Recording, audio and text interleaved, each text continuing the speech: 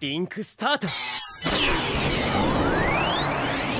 Et donc bonjour les gens, aujourd'hui on se trouve pour une nouvelle vidéo où nous allons tout simplement regarder ensemble le niveau de puissance des méchants dans Sword Art Online.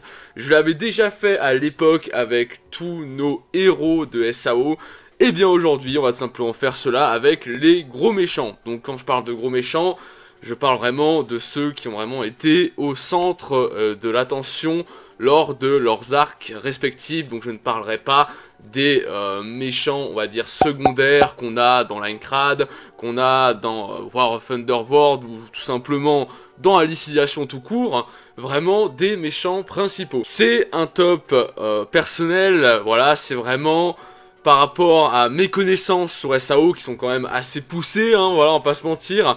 Mes connaissances sur SAO, vraiment par rapport aux puissances et à leurs compétences, leur importance et l'impact qu'ils ont eu dans l'animé, ou encore la façon dont Kirito a dû leur faire face.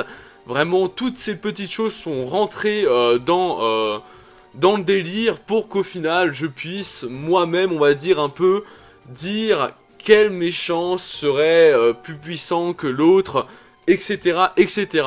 Et donc on va tout simplement aujourd'hui classer 8 méchants en tout. On commence donc avec le méchant que j'ai mis en 8ème position du coup de ce petit classement.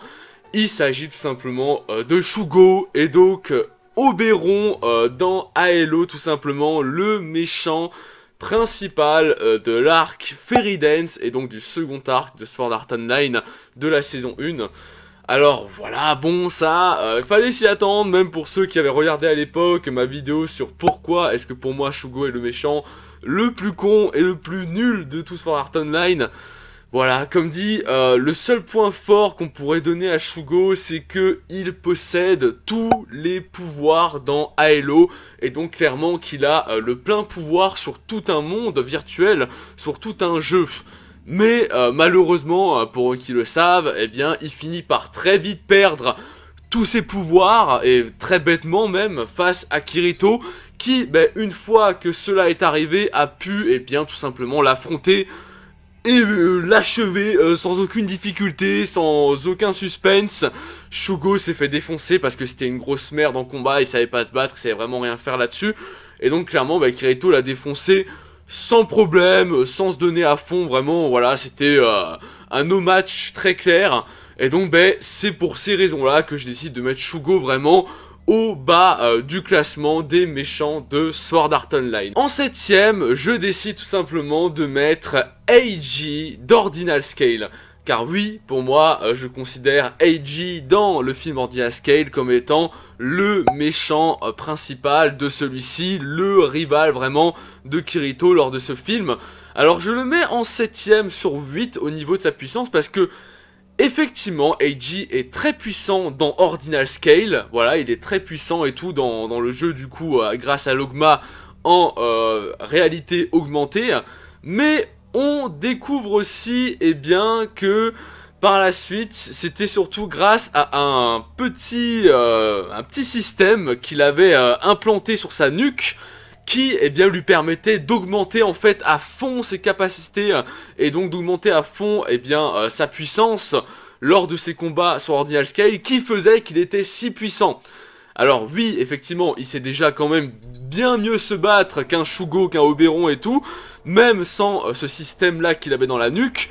Mais voilà, au final, là aussi, une fois que Kirito lui retire ce système là, il finit par le défoncer sans trop de problèmes, sans forcément y aller à fond, sachant en plus que c'était un combat, comme dit dans Ordinal Scale, et donc en réalité augmentée, et donc que Kirito avait déjà beaucoup de mal à se battre en réalité augmentée, et pourtant, en lui retirant ce système là de la nuque, il a réussi à l'avoir. Donc c'est pour ça que je décide de mettre Eiji en 7ème position au niveau de sa puissance par rapport aux méchants. En 6ème position, j'ai décidé de mettre Johnny Black, l'un des membres des Laughing Coffin. Alors pourquoi je l'ai mis à cette place là, Johnny Black? Pour la simple et bonne raison qu'il possède le Death Gun, qui est clairement cette fameuse seringue qui permet d'injecter un poison qui clairement peut tuer sur le coup, hein, qui peut arrêter le cœur et tout, et qu'il a réussi à le faire sur Kirito. Voilà, c'est vraiment à cause de ça que Kirito s'est retrouvé par la suite dans l'Underworld et tout, c'est parce que, eh bien, Johnny Black a réussi à empoisonner Kirito, il a réussi à l'avoir. Mais au final, derrière cela, eh bien, il est vite effacé de l'histoire, son importance n'est pas si grande que ça. Au niveau de sa puissance, du coup, à part le fait qu'il puisse empoisonner, que ce soit, eh bien, quand on était dans la Aincrad ou là, IRL, très facilement ses adversaires, on ne sait pas s'il est puissant d'une autre façon, mais c'est pour ça que je le mets quand même en 6ème position de ce top. En 5ème, on enchaîne avec des membres des Love in Coffin, parce que j'enchaîne avec Xaxxa aux yeux rouges, et donc Death's Gun dans, eh bien, GGO. Voilà, donc Death's Gun, le grand méchant de la saison 2, et donc du premier arc de Sword Art Online avec GGO, tout simplement. Alors, je l'ai mis en 5ème position, parce que, eh bien, déjà, il a un gros impact, une grosse importance dans l'anime, parce qu'il rappelle tout simplement, eh bien, les mauvais souvenirs à Kirito dans la Aincrad, qui voulait, eh bien, tout simplement oublier, hein, après cette affaire. Eh bien, il lui rappelle déjà ces mauvais souvenirs qui vont, eh bien, le plonger dans une sorte vraiment de crise, hein, pendant un petit moment. Une balle dans le jeu était égale à la mort IRL, ça il ne faut pas l'oublier, Death's Gun a tué pas mal de personnes dans GGO, et bien en leur tirant dessus dans le jeu, et au final avec son acolyte qui dans le monde réel allait, et bien, les empoisonner justement avec ce fameux poison. Et aussi il sait très bien se battre à l'épée, voilà, c'est pas vraiment une fois qu'il a plus son pistolet, il est inoffensif, non, le mec il te sort clairement une épée qui a été forgée dans un vaisseau spatial de guerre de GGO, et il se bat comme un pro. Clairement, il fait reculer Kirito, il lui fait beaucoup de dégâts, beaucoup de cicatrices dans GGO, et vraiment Kirito doit se donner à fond, il doit vraiment, avec l'aide de Shinon, parce que si Shinon n'aurait pas été là, je pense que Kirito aurait limite perdu, hein, parce que c'est vraiment Shinon qui, avec son sniper, a réussi à perturber Death's Gun, qui ensuite a donné l'opportunité à Kirito de foncer sur lui pour un assaut final, avec les yeux jaunes et tout. Donc vraiment, Kirito a dû se donner à fond, il a eu vraiment beaucoup de mal à mettre un terme, eh bien, à l'existence de Death's Gun dans GGO. Mais au final, il y est arrivé, et donc c'est aussi pour ça que Death's Gun est devant les autres, et en 5ème position de ce top. Ensuite, le 4ème, et donc la moitié clairement de ce top, j'ai tout simplement décidé de mettre Pof. Et oui, j'ai décidé de mettre Po, et donc le chef des Love in Coffin, en 4ème position. Alors déjà, il a tué pas mal, voire trop de personnes dans la Aincrad. On ne sait pas forcément combien, mais voilà, en tant que chef des Love in Coffin, là aussi c'est un rôle, un impact très important dans l'anime. En tant que chef des Love in Coffin, il a fait un bon carnage dans la Aincrad. Il revient par la suite dans War of Underworld, avec clairement, voilà, un retour en force vraiment superbe. Déjà pour commencer en tant que chevalier noir, et par la suite, eh bien en tant que Po, hein, clairement, face à Kirito. Donc il est très fort, on le sait très bien avec sa fameuse hachette là. Il est vraiment très fort, il se nourrit clairement du désespoir de ses adversaires et de la mort aussi, et bien tout simplement, surtout de la mort, hein, sa mort des adversaires. Il se nourrit de ça pour devenir encore plus puissant.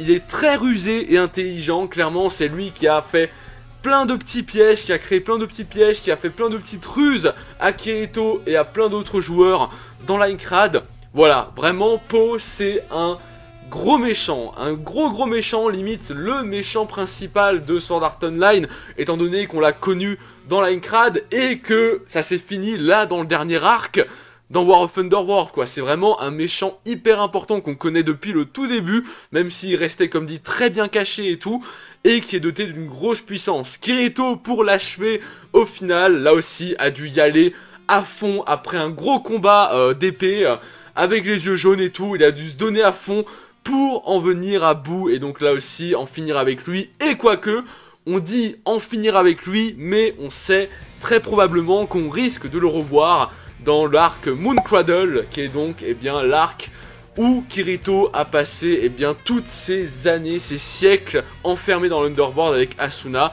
et où on sait que, eh bien, Po devrait normalement se libérer de l'arbre dans lequel il a été enfermé pour, eh bien, revenir en force face à Kirito. En troisième, et donc le top 3, j'ai décidé de mettre Heathcliff.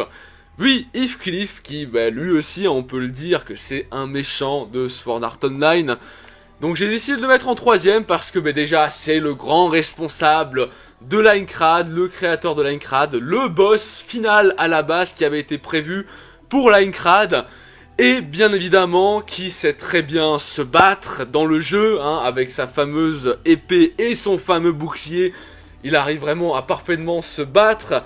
Il utilise bien évidemment des cheats s'il le faut pour réussir à atteindre ses objectifs, comme par exemple son combat face à Kirito dans l'arène, qui, eh bien, grâce à un cheat, lui a permis clairement d'esquiver le coup qui l'aurait fait perdre, et donc qui lui a permis de gagner face à Kirito. Et il connaît bien évidemment toutes les techniques de Sword Art Online, toutes les techniques de son propre jeu, ce qui là aussi lui a donné clairement la victoire face à Kirito pendant ce fameux combat final où il arrivait à parer tous les coups du Starburst Stream de Kirito parce que clairement il connaissait cette technique parce que c'est lui qui l'a créée et donc il pouvait la contrer comme il le souhaitait et clairement gagner face à Kirito pendant ce combat final. Il finit par perdre, mais là aussi Kirito a clairement dû aller vraiment en dehors du jeu, en dehors des règles du jeu. Même s'il a été tué par Heathcliff, eh bien il arriva à revenir d'entre les morts on va dire, et à l'achever au final. Alors que lui-même s'est laissé faire, Heathcliff s'est laissé achever alors qu'il aurait pu se défendre quand même face à Kirito qui avançait à 2 à l'heure face à lui. Eh bien non, il s'est laissé achever et tout, mais ça montre vraiment que c'était un gros méchant, un gros méchant, le premier et principal méchant on va dire, vraiment final de Linecrad et donc du premier arc de SAO de la saison 1, qui donc restera à jamais ancré dans les mémoires comme étant l'un des adversaires les plus coriaces auxquels Kirito a dû faire face. On arrive ensuite au top 2, donc là pour eux qui connaissent vraiment SAO, vous devez savoir qui il reste, entre deux méchants. Eh bien, pour ce top 2, et je vais direct enchaîner avec le top 1, le top 2, j'ai décidé d'y mettre Quinella, et j'ai mis donc en top 1, Gabriel Myler. Alors, je vais direct vous dire pourquoi déjà Quinella en top 2. Donc Quinella, la déesse, la reine, l'administrator de l'Underworld. Comment ne pas connaître son nom quand on habite dans l'Underworld? Clairement, elle possède tous les pouvoirs de l'Underworld, elle maîtrise tout dans un monde entier de l'Underworld. Elle possède l'immortalité face à toutes les armes en fer ou autres. Voilà, elle est vraiment intuable à ce niveau-là, là où Heathcliff, lui, avait retiré son immortalité face à Kirito. Voilà, Quinella, elle s'en bat les steaks, c'est la méchante pure et dure, elle ne retire pas face à Kirito, même si au final Kirito, par chance, n'avait pas d'armes faites en métal, en fer. Voilà, donc déjà elle possède cela, elle maîtrise plein de pouvoirs puissants, plein de commandes clairement dans l'Underworld, elle possède plein de commandes puissantes, elle peut vraiment créer des armes, des robots immenses capables vraiment de terrasser n'importe quels adversaires, comme par exemple Kirito qui s'est fait trancher dans le ventre face à ce fameux mecha qu'elle a elle-même mis sur pattes en un claquement de doigts clairement. Voilà, elle possède vraiment cette puissance-là, et bien évidemment, pendant un combat, d'une puissance rare face à Kirito, elle lui a tranché le bras droit, il faut pas l'oublier, elle lui a tranché le bras droit, elle s'est vraiment pas laissé faire jusqu'à la dernière minute, Kirito vraiment a failli passer plus d'une fois, mais il a finalement réussi à la terrasser en se donnant à fond pour une ultime attaque, un ultime coup grâce à l'épée à la rose rouge de Géo et en lui plantant tout simplement en plein dans le torse son épée qui lui mit fin du coup et encore, elle était encore vivante derrière, elle s'est fait achever par Shudelkin, faut pas l'oublier. Mais voilà, Quinella pour son importance vraiment dans tout l'arc Alicization, son importance, son impact qu'elle a eu clairement et sa puissance, son immortalité, son charisme, vraiment tant de choses qui ont fait que pour moi elle est au-dessus d'Heathcliff parce que elle a aussi les pleins pouvoirs comme Heathcliff avait dans Linecrad, elle l'a aussi dans l'Underworld et elle les garde et les monte à un level encore plus haut que Heathcliff l'a fait face à Kirito. Et donc c'est pour ça que je la mets en seconde position. Mais du coup, vous devez vous dire, pourquoi, alors que Quinella maîtrise tout, j'ai mis Gabriel au-dessus?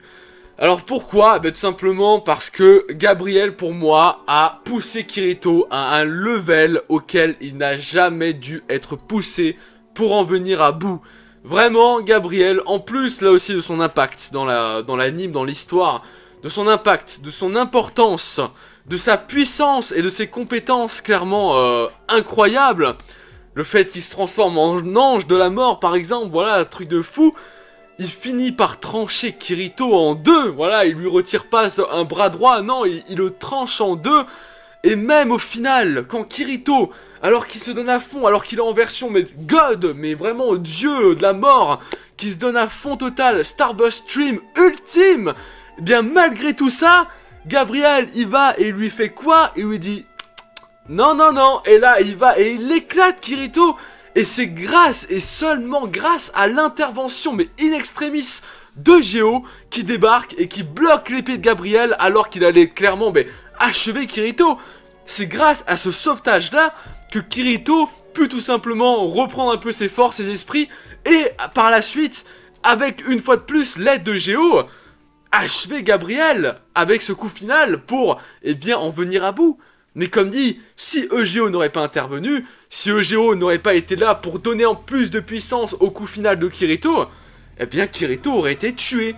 Clairement, Gabriel avait le net avantage lors de ce combat, malgré que Kirito, eh bien, s'est transformé, est devenu clairement un Kirito dont on n'a jamais vu par le passé dans son histoire. Voilà, vraiment, cette lumière dorée qui l'entourait, ses yeux jaunes qui restaient indéfiniment.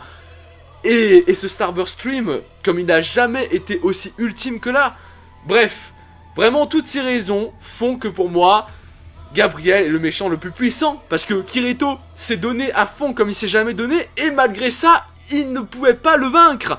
C'est vraiment grâce à l'aide de Géo en plus qu'il a réussi au final à venir à bout, et bien, de Gabriel. Là où il a réussi à venir à bout de Heathcliff, certes grâce bien à l'aide d'Asuna et tout, mais même Kirito au final est mort face à Heathcliff. Donc même si Asuna ne se serait pas mis devant, Kirito serait mort et derrière il aurait pu aussi revenir d'entre les morts. Alors que, et pareil pour Quinella, voilà, pour Quinella aussi, c'est Kirito tout seul qui a réussi vraiment à en venir à bout.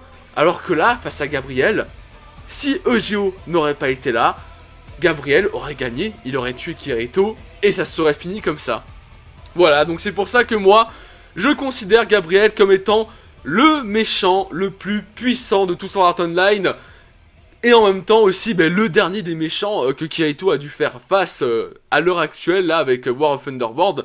Et donc voici tout simplement mon classement pour moi des niveaux de puissance de chaque méchant dans SAO. Comme dit les gens, n'hésitez vraiment pas à me dire ce que vous en pensez en commentaire, on est là pour partager avant tout et aussi donner nos avis.